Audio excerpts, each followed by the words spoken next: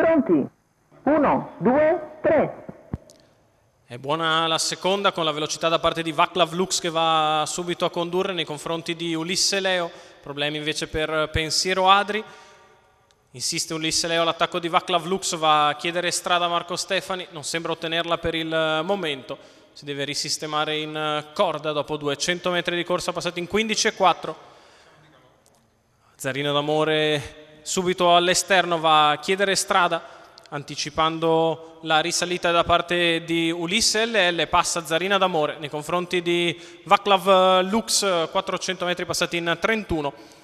Attacca all'esterno subito Ulisse LL che si proietta sulla leader che però ovviamente corre davanti. Vaclav Lux in seconda posizione, in terza c'è Ulisse Leo, poi ancora lungo la corda Today Winner Fonti, 600 in 46,4. Con Zarina d'Amore in vantaggio 12, nei confronti, sbaglia Zidane Petit che viene squalificato. All'esterno c'è Ulisse LL, lungo la corda invece Vaclav Lux a precedere sempre Ulisse Leo. Poi Pensiero Adri che torna a fare la seconda pariglia esterna dopo l'incertezza dell'avvio.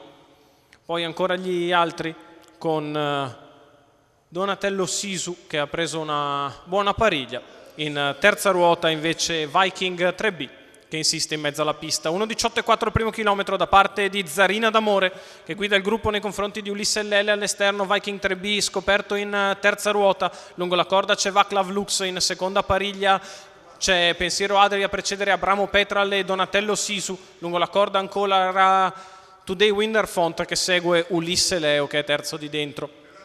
15 davanti alle tribune con Zarina d'Amore che controlla il gruppo all'avanguardia. Al largo sempre coraggiosamente Ulisse LL dal primo metro, in mezzo alla pista Viking 3B, anche Abramo Petral che va in terza ruota per aggirare Pensiero Adri.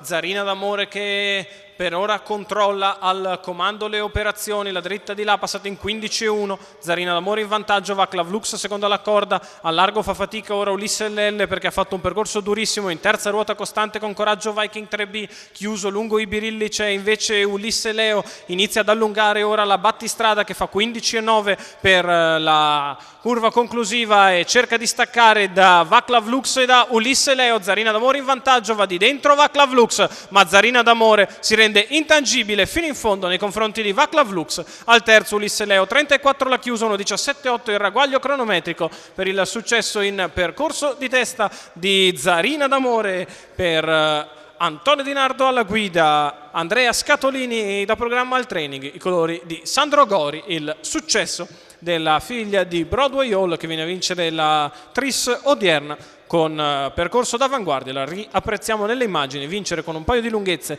nei confronti di Vaclav Lux che fa il secondo e di Ulisse Leo al terzo.